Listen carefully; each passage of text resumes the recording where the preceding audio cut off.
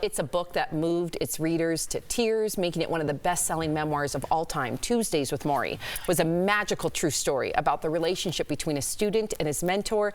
Now, the author of that book has a new novel. It is right here, and it is fantastic. And this time, it is all about the Holocaust. Please welcome to DBL, Mitch Albom. Hi, everybody. Hey, Mitch. I have always wanted to chat with you. It's good to talk to you. Mitch, the characters in your new book, The Little Liar, are fictional, but their stories take place during something that was very, very real, the Holocaust. And I wanted to know, why did you purposely choose that time frame?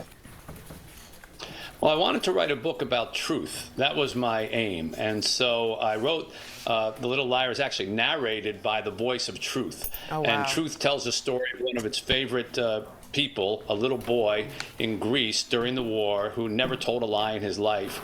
And when the Nazis invade, they trick him into standing on the train platforms and telling people that they're going to new jobs and new homes and all that. And they tell them, after you do this, you can go back to your family, and thinking that he's telling the truth because he's always told the truth and thinking everyone's honest. He does this, and only to see on the very last day of the trains, he sees his family being put on the trains, and he realizes that they're being sent off to the concentration camps. And it follows what happens to him from that day for the next 40 years. So it's not really a Holocaust book per se in terms of like the whole book takes place during that.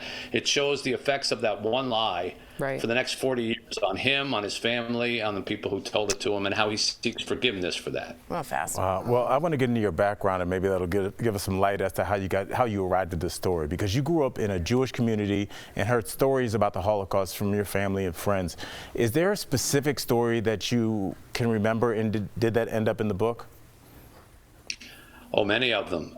First of all, I grew up in a neighborhood where there were a lot of Jewish people who wore long sleeves all the time, even in the summertime. And I asked my mother as a kid, why are they doing that? And she said, well, they have numbers on their arms they don't want people to see. And that was my first sort of exposure to it. Later, my sister married a man whose parents lost everybody in the Holocaust. And when they went back to this little village where they had come from, and they were the only two left from their whole respective families. And within 3 weeks, they were married. And I actually put that story in the book between a couple of the survivors of the case here. So yeah, there was a lot of influence. Wow. Well, Tuesdays with Morrie taught us the importance of forgiveness, and it also came to a lot of us, like for me, the summer between graduating from high school and college. So it really changed a lot in my life and how I thought. The Little Liar does the same. Why is this topic so important to you?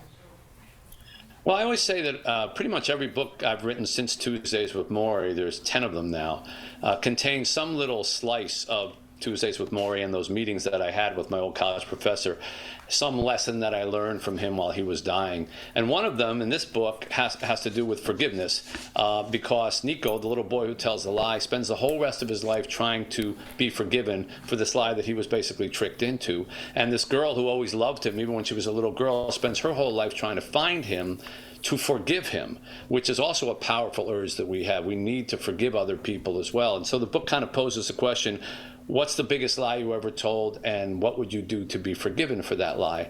And that's something that Morrie and I actually discussed in his room, you know, as he was dying. And so I took a lot of the lessons that I took from him, which were forgive everybody, everything, and forgive yourself. Wow. Because when you get to where I am, he said, and you will get to where I am, you're going to wish you had been nicer to yourself and to those other people. And so I tried to incorporate that lesson in here. That's important. Mr. Albom, I wish, wow, what a powerful statement. Mitch, I recently spoke on the show about people putting a menorah in their window, some allies to support the Jewish community since I am Jewish.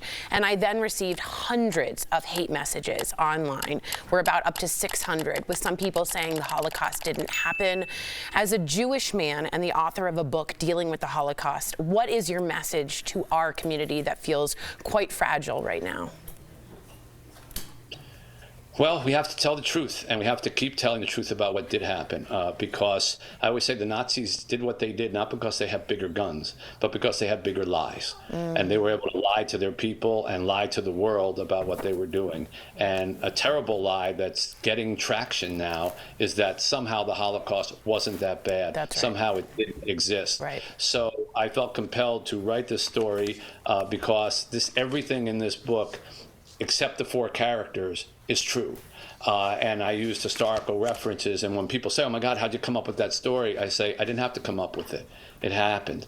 You know, even the horrible things and even the positive things, like when the family is inside a concentration camp and all the horrible things are happening, and yet every night they sit around with their voices low so the guards can't hear them and come up with one good thing that happened that day to remind them that there's a world outside. You know, and one says, my rotted tooth fell out. One says, I had an extra spoonful of soup. One says, the guard didn't beat me today. You know, whatever they could find just to hang on to hope. And that too was inspired by an actual true story. So my hope is that people read this, and if they think, oh, the Holocaust never happened, or that nothing like that could ever really happen, read the book and you'll realize how it can, and how we can overcome it with hope and with love. And Thank you forgiveness. for bearing witness. Thank you for that. Wow, beautifully said. Thank you so much for joining us today, Mitch. DBL Nation, you got to pick up your copy of The Little Liar wherever books are sold. We appreciate you. Thank you, Mitch.